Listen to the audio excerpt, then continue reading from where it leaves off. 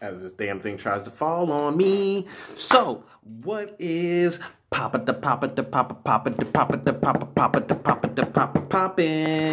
my people? What is good? So, this is Royal G coming at you with another Royal review, Royal rants and whatnot. I just finished seeing Thor Ragnarok and also Bad Moms Christmas. Yeah, I went and saw 2 movies. So, I spent the majority of the day at the movie theater today. But it was cool. Thor.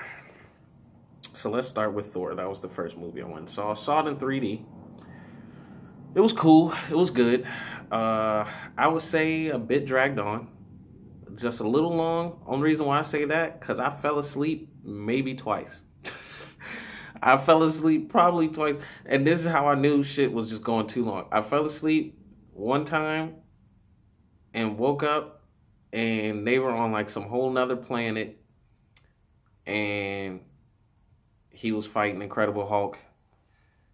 And then I fell asleep after like him and Hulk got cool, and I fell asleep again at one point and wake up again, and it felt like 2 minutes. I don't know how long it was, but I fell asleep, wake up, Thor's got one eye. I was like, okay. So really what the premise of this whole movie was with the Ragnarok joint was, okay, basically Odin dies. Odin, you know, king of Asgard and whatnot, father of Thor and Loki, right? He dies, and because Loki put him in an old folks home on Earth somewhere. See, this is why I fucks with it. All right, first off, you gotta really. One, they took a couple of the different comic books and a couple of the comic movies that they did and mixed it into a thing. I fucks with Marvel because when you watch Marvel movies, you can actually see the comic bookness of it. That's what I don't like about DC movies. A lot of the time is DC, they try to focus too much on being live action and they step too far away from the comic book part of it and try to make it seem so real, like it's a real life thing and there's actually heroes taking place, versus Marvel, they're bringing you into the Marvel universe and they're like, yo, this is a universe of comic shit that goes on, so you can go from one planet to another planet. There's 8 versions of one person. There's all these crazy things. So that's why I like that Marvel does a great job of translating the comic panels to the screen. And so, okay, so let me get back into it. So the premise of what the whole movie was, Odin dies, and apparently he had a daughter that Thor and Loki didn't really know about. So they got a sister. And this sister turned out to be basically... she's the goddess of death. That's what they call her, right? So she's the goddess of death. So she dies, or it's not she dies, but Odin dies, and she shows back up, and she's like, yo, we got to fulfill what we were supposed to do, right? And so this whole time, Thor and Loki thought, well, at least Thor thought they were like these good guys or whatever. And it turns out low-key, like Odin basically slaughtered like 9 universes worth of things to take over all of his little realms or whatever that he had. And he used this girl to do it. So she came back and was like, yo, we ain't killing? Like, we about to go kill? Like, let's go do it, right? And then Thor and Loki were like, we don't kill. And so she was like, get out my way then. And put on her little horn helmet and went out and started slaughtering. She was murking people. And she like shoots knives and swords out of her body and shit, right? So she's like the ultimate knife thrower at the circus. She's just bullseyes all day, right? Boom. So that's basically the premise is, so they're trying to stop her, right? All right, cool. Basically though, this sister is so Debo, so sick nasty. She makes Thor and Loki look like straight bitches, right? So she's kicking their asses. They can't do nothing about it. Excuse me. First encounter, yo, Thor tried to throw his hammer at her. She was like, fuck that. Smashed his hammer. He's hammerless the whole movie. So, also, they did something slick in this one that I was like, dang, didn't even realize that they got away with like 2 or 3 Thor movies without him having lightning powers. Didn't even realize it till this movie. And then you'll see why that comes into play. I'm sorry, I had to wipe my nose. That drink just was about to just start running track on my face just now. I was like, whoa, I felt that. Couldn't allow that to happen. Give me 1 second. I got it. Woo, woo, like, woo. Okay. So that was that, right? Pretty good. It was an okay movie. I'll give it like 3 out of 5. It was all right. Like I said, just a little dragged on. I can see what they're setting up for. I'm pretty sure it might cross into some Thor and Guardians of the Galaxy thing.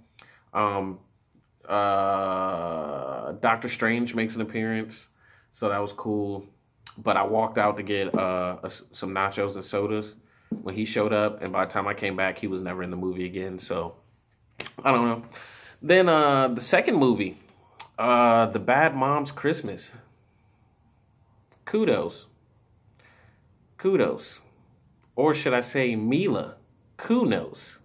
Or Kunis, but Kunis, you know, Kunos.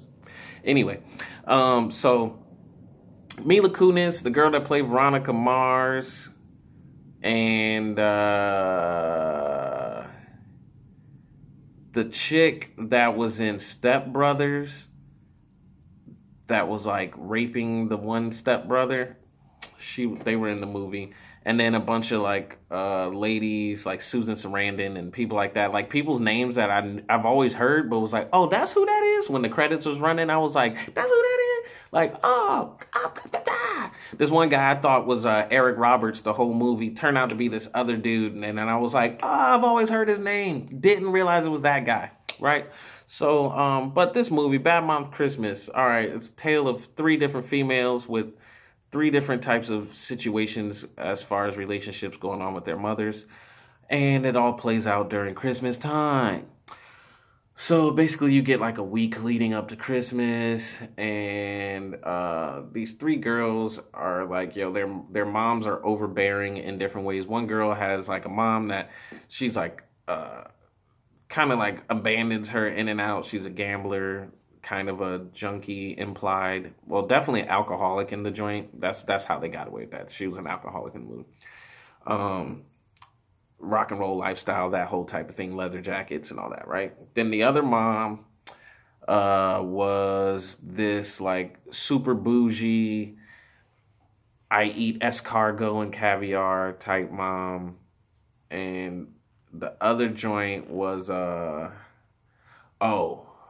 she was like psychotic. She was a little crazy. Like she was trying to like basically put it like she, at one point, one of the moms comes out and she's wearing pajamas and it has baby pictures of her daughter all over it. And then she like literally bought the house next door, that type of stuff. So they're dealing with these different crazy situations and scenarios. It was pretty funny. It was a comedy. It actually had me laughing. Like I was really laughing. There's something in it for a little bit of everybody, I would say. It was a pretty good movie. And it was just tight to see the dynamic of everything play out. But I think it was a good movie. I'll give that one also a 3, maybe even a 4 out of 5. It didn't drag on too long. Only thing that was kind of cheesy, sometimes it would get cheesy with some of the background music, or like because some of the background music they were using is like music you use to end a TV show with and stuff. So it was a couple times where I kept thinking like, oh, is this the end of the movie? Oh, this is where it's about to end. Oh, no, this is where it's about to end. And then it finally just ended, and it was like, oh, okay. But it was all right. It was an interesting movie. I laughed a lot, like I said. I would recommend to go see them. If you're into Marvel movies and all that, go see that Thor joint. If you want to see a comedy that's not quite a chick flick, but it has girls in it, the Bad Moms joint was pretty cool. That's about it. All right, guys, enjoy. Thank you.